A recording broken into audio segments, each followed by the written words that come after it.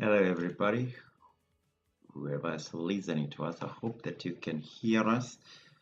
We don't have an immediate way of ascertaining the quality or volume of the sound that you're getting on YouTube. So it helps us a lot to know that you can hear us clearly. Just if you can type that in the chat box there. Thank you. I can see Dorcas, you with us, and Daniel Ojala, you with us as well. Thank you, even for that further confirmation that we are clear. There was just a little bit of a technical issue, but now you're here with us, and we are going to delve right into it because there isn't much time in over just over about almost 20, less than 20 minutes, we will be welcoming week number 40. And therefore, today we just want to look just at the details of the concept that we're looking at. I'll try to keep track of all the messages here. Please do make it interactive. If there is something that you need me to repeat or to say with more clarity or to even give an answer to a question that you may have, please do not hesitate to make your request.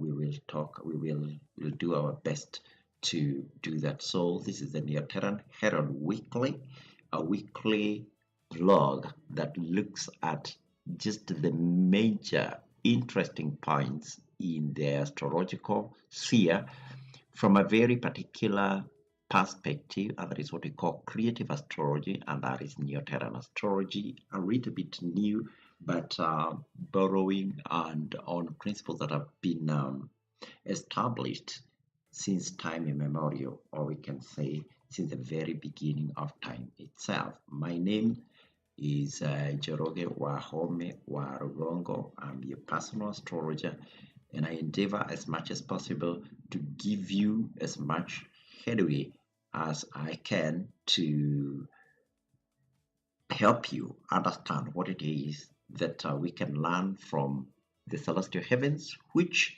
for every purpose they are to be they are the ones that give us guidance and understanding about the time and appropriateness or not appropriateness of it for a particular task. So if we delve right into it, let's look at this is week 40 of the fifth year of our calendar, and no, that's week 39. So let's move on to week 40. That's showing a bit of last week. We tried to compare a bit between the weeks, as even as we get better with our analysis. We do take a lot of time. This episode may be just some 30 minutes long, but it takes hours upon hours of preparation. Everything that you see in that diagram is data that we have manually entered, and maybe it seems like very much like what we presented last week, but if you are part of our WhatsApp global community, you'll see the files themselves because we do share them there, and you'll see there are significant, very, very significant differences in the outline of what the planets are. So last week we were looking at this table may not tell us too much. It may not be very informative for our purposes, but we are still able to glean much from it.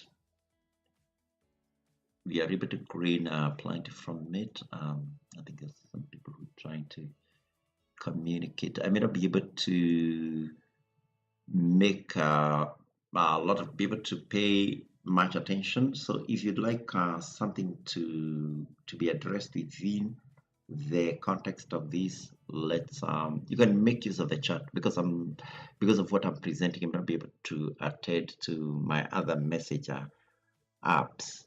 Therefore, I'm just regarding what is here. But if it's maybe something that can wait, we can talk about it even a little bit later.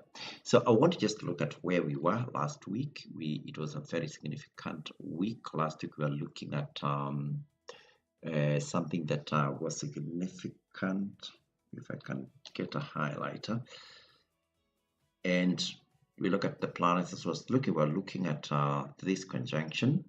That is a conjunction of the Sun and Mercury. It's very significant. It shows us the mid-cycle point in the synodic cycle of planet Mercury has come. Always the beginning and the midway of a cycle, synodic cycles like that of Mercury or Venus, there is a conjunction. That's where we begin. The moon has a synodic cycle that is a bit different because, of course, at the mid-cycle of the moon cycle, the planet, the sun, and the moon are not in conjunction, but actually are in opposition. But that's just the peculiarity of the motion that they have, but they have equal significance. This being what we call the prograde conjunction of Mercury, and that means Mercury at that time is moving in the forward direction. In the normal direction, we'd expect it to move from, if you regard the schematic diagram that we are showing on your screen, that is moving from left to right. So that was significant. We're also talking about Venus going to its farthest point in its cycle, or rather its separation from the sun, or what in astrological speak we call elongation. And usually the elongation of Venus happens when it's about 46 degrees, 45, 46, up to maybe at its most extreme cycles, maybe 47 degrees. 47 degrees, if you refer to our earlier speaking, is that every hour passage of time in the heavens, an hour is equivalent to 15 degrees. So about 45 degrees, that means it's 3 hours. And you can be certain, and that is what you'll be seeing. Like now, Venus is a morning star. It appears at dawn before morning. It's not even, of course, you can see it even during the morning because it's bright enough, and especially when it's very much far removed from the glare of the sun. You may be able to see it even in the broad daylight, and therefore meaning that you can see Venus visible or rising in the sky, in your eastern sky, about 3 hours. These things are very practical because they are the very things that you can observe and learn. But it is the interpretation, understanding of the higher interpretations of these motions that give us understanding of that. Of course, Venus is a very, if you participate in our transit announcements, we don't usually we only publicize those of the sun and the moon because those are not restricted. But Venus is very much codependent on your own relationship in your profile with Venus, and therefore, without having understood how much you are related to the Venus cycle, your specific vibration with it in accordance to its motions, you may not be able to maximize the use of it. And that is why I usually tell people, get yourself profile. If you want to get the greatest benefit of all this, we do that profiles when you have different packages. You can check them. Check them in our, if you're part of our WhatsApp global community, just go to the catalog, look at the outline of all the packages that you got there. Neoteran, what we call Neta profiles. Look at them. There are various other products that are there, but look at the Neta profiles. And you understand the one, and they'll explain to you which ones are significant, which one you can get together with the price ranges. So those were two significant things that are happening with the two major feminine planets that accompany the sun. Of course, the moon here was in conjunction. The other thing is that we said for the very first time, planet Saturn was definitively moving into house Habizelda last week, and the significance of that is also something we have expounded on, not just in one episode, but a rather collection of them. So this is as much as well last week, and now if you move to week 40, this is where we are, and as you can see, plenty of progress has happened. Venus, of course, very much near the entrance of House Habizelda, and here we have Venus drawing close. Actually, within the week, we didn't get enough time to put everything in note form, but later this week, Venus will have closed very much to within the confines of house number 8. So we'll say, while it is still in the exit of Habizelda, house number 7, as you should know by now, it is within enough influence to the entry point of Habizelda. So that's something that is happening this week. As you come to you, the conjunction of the Sun and Mercury is over. That takes place of just one single day. We said it was on Saturday, the day that is ending. But and this is a look on Wednesday sunrise. So while at this point in time, as we speak to you, the conjunction of the Sun and Mercury is still ongoing. For the purposes of this week, we consider that for the vast majority of this week, that conjunction will not be there. We have with us here, this is planet Jupiter, and Jupiter has moved on. It's also made there's a difference to its alignment in such that it's come close enough to be for us to start considering its embodiment, to have not only the influence of the house in which it is, that is house 9. House 9 is the domain of the behemoth, but it's also close to house number 10, a major gateway house of ours, and within the influence of the host of house number 10, which is, if you may recall it, we may have said it several times, is Gemini. And other than that, yes, Mercury is still making its progress motion across house 11, but it's coming closer and closer to be within influence of house number 12. House 11, the exit of house 11, entry of house 12, they are dominated by and I realize the screen I'm pointing at is not the one that you people are seeing. So here we have Venus, we have Saturn here. This is Venus that I was referring to. I don't know whether I moved the pointer, the highlighter away before you could notice of what I'm talking about. And this part I'm talking about the Sun and Mercury at this point in time being in conjunction, but because this forecast is taken at the very middle of the week, that shows that at that time that conjunction have been broken. And actually the reality is that Mercury, before the week ends, it will also have caught up with Jupiter. So both of them will be in conjunction somewhere close to the demarcation point between house number 9 and house number 10. And of course, the two hosts there, we have two major hosts here that are very significant. That one of house number 9 is the behemoth, and that of house number 10 is Gemini, what I like to call the birthing couple myself from Neoteran Astrology standpoint. And I don't know whether there is an echo somewhere. If there is an echo, I can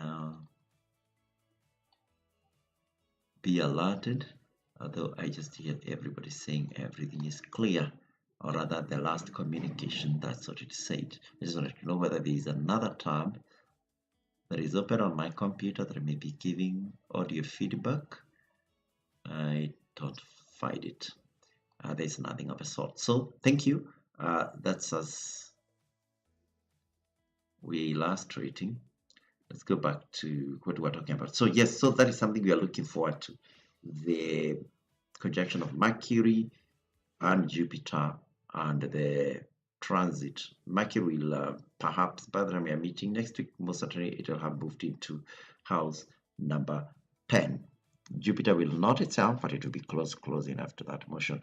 Let's take a look at the minor planets. Say the minor planets don't change a lot. If you look at them last week, that's the way they were.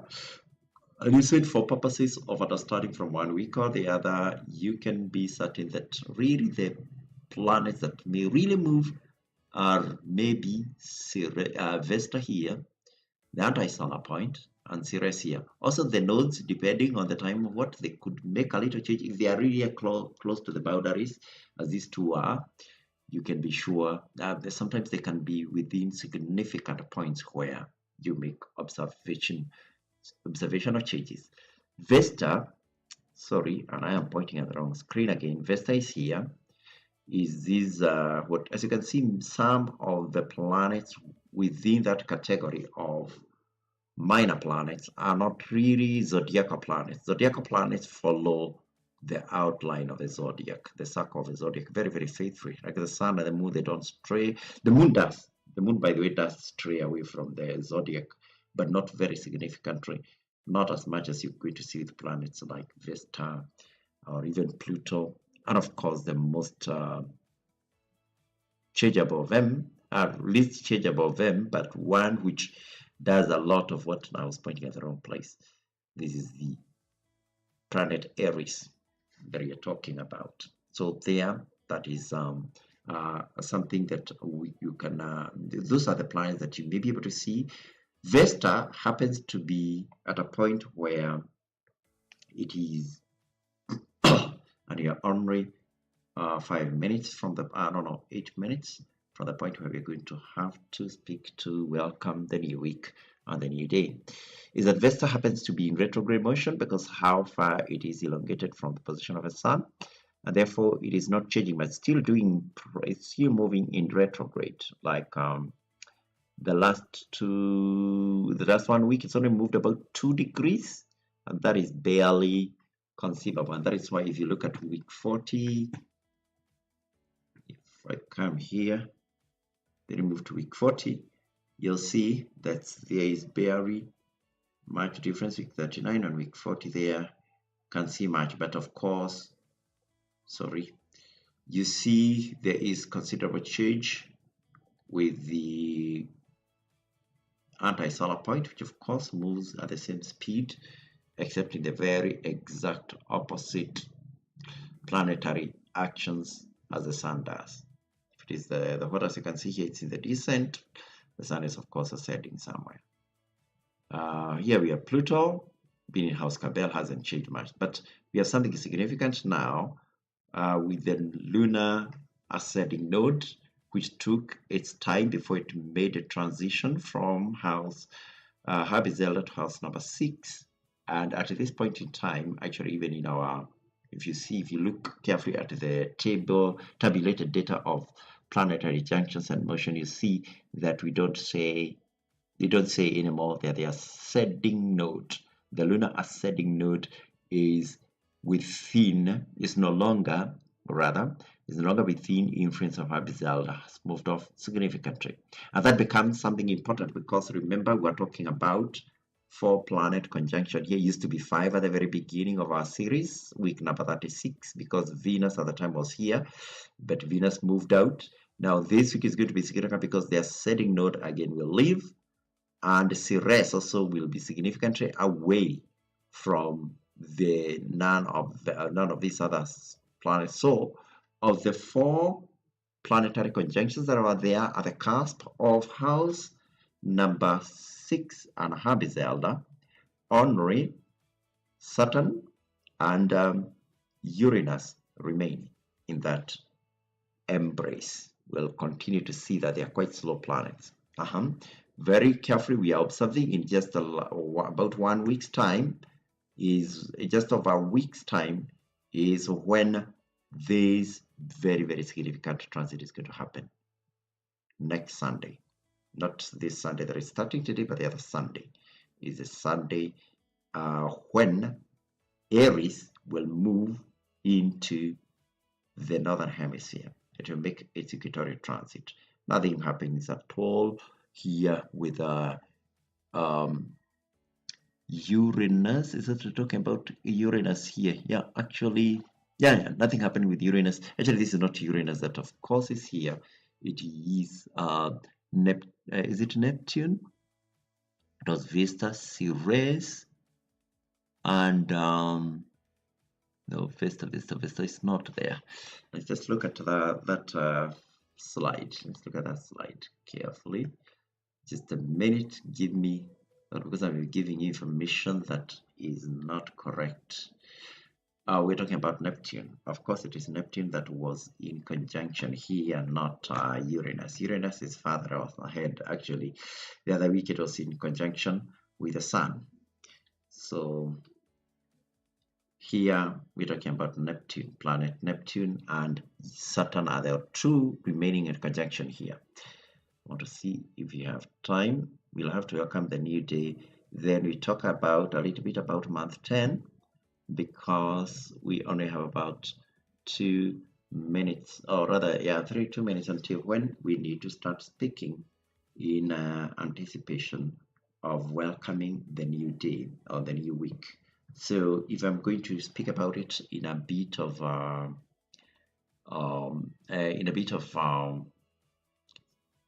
or rather, uh, by introduction, is that this is the 10th month, and the 10th month is especially very significant month for our purposes, for our needs, and for our creative endeavors. We consider it one of the most essential points in the way we mark our month. It is the last point at which we get the indications that we have finished the cycle of creation within the solar year, and therefore the 10th month always holds a special place. Significant itself, of course, that doesn't mean that it is of itself adequate to complete every major aspect of creative work that you need to do. So we are coming very close. We are about 20 minutes away. So we are heading about 290 degrees. That's a little bit north of west, but it is still very much close to west than even it is close to northwest. So please, if you can face that direction while you stand up, that would be essential. Now, what I want us to do is think about this new month and this new week itself, the 40th week of our year. And because we're going to speak not in just a way of welcoming a new day, but a 7-day cycle, bring to us much consciousness about the things you'd like to achieve within the week. And we're going to give energy, potence, and irrevocability to the things that we speak about. And as you do that, I'm going to give you about 30 seconds from now, beginning from now, to contemplate these things within yourself so that by the time you start speaking, you'll be able to feed the energy you'll be releasing towards the accomplishment of these things.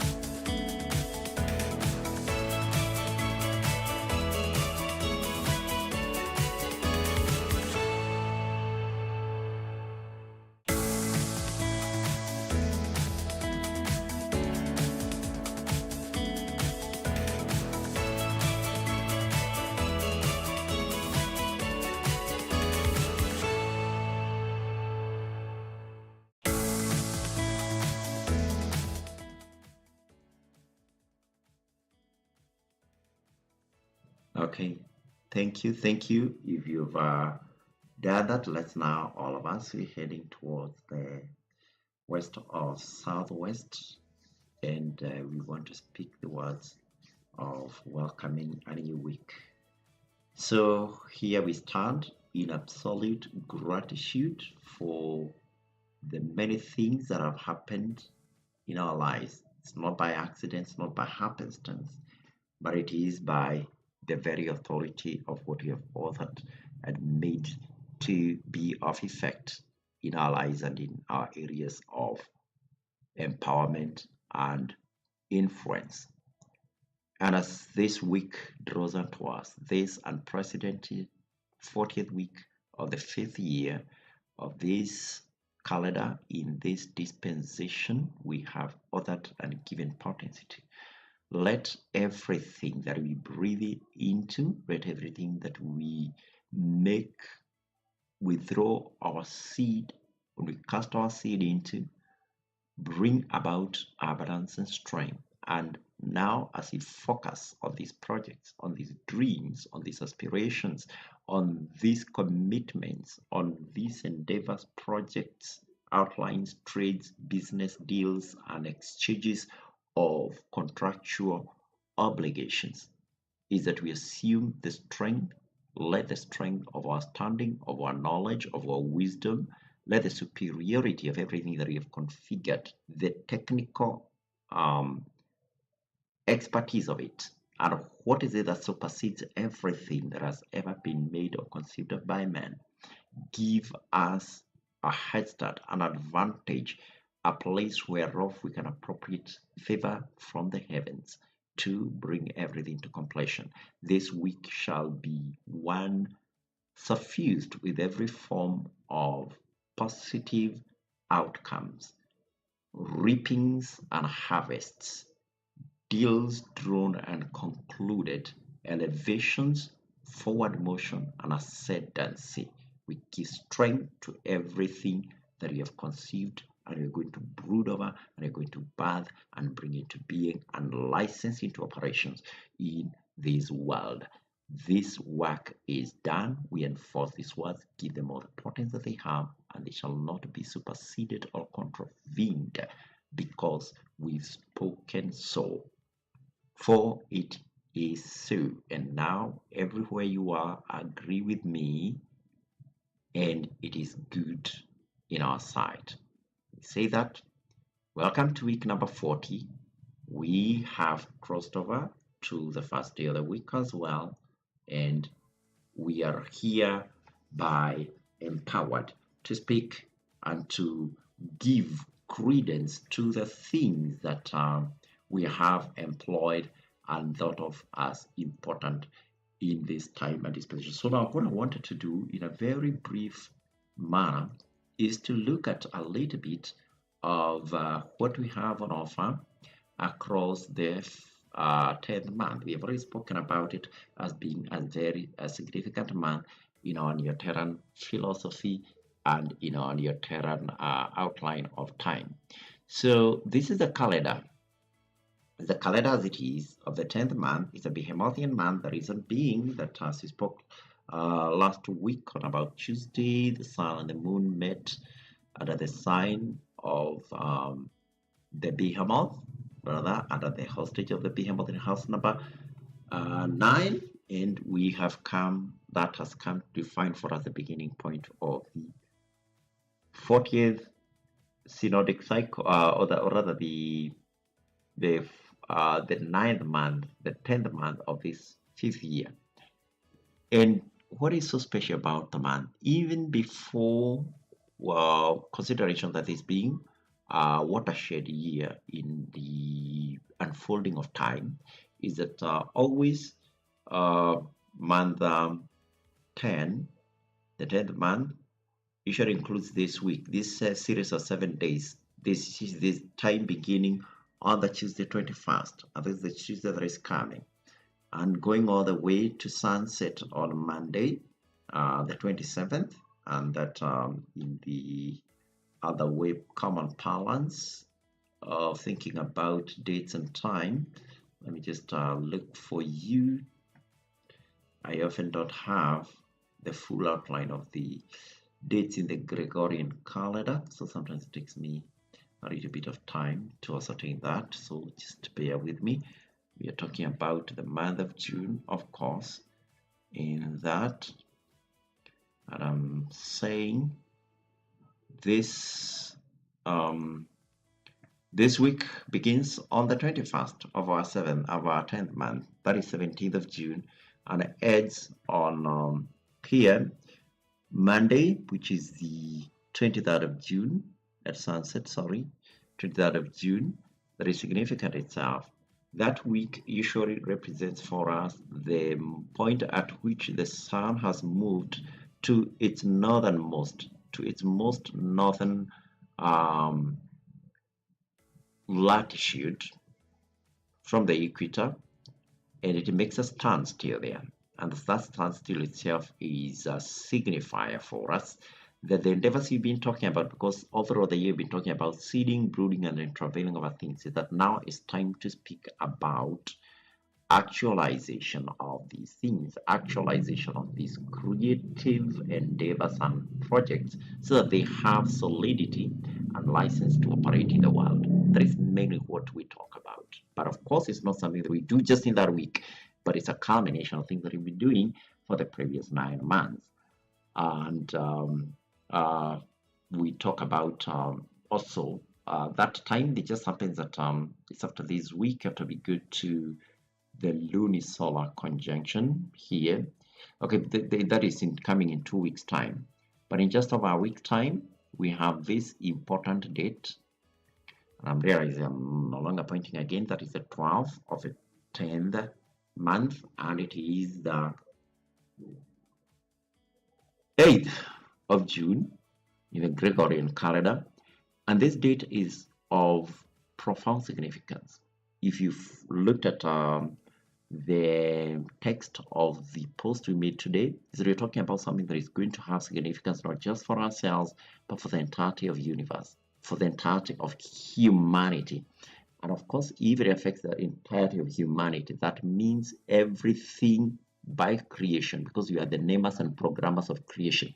Anything in the material universe, in the spiritual universe that is created is going to benefit if you appropriate the actions that the ones that need to be said, the structures that need to be put place for these, and it may be woe to the entire universe and the multiverses if you don't check this once, not in a generation, once in a dispensational thousands of years point to institute some certain things.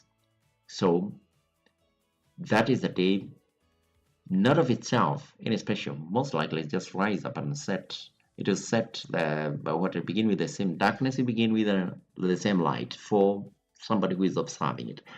But it is the significance of what we're going to inspire into it that will give significance to it. So these are the two essential points. This month is rippling with great promise, and there is plenty more. Actually, we don't publicize everything. If you want to seek more, understand all that is encompassed by the flow of time and of what sort of degrees we are reaching within this month, don't hesitate to reach out to us so they can understand more. Deliberately, we try to make these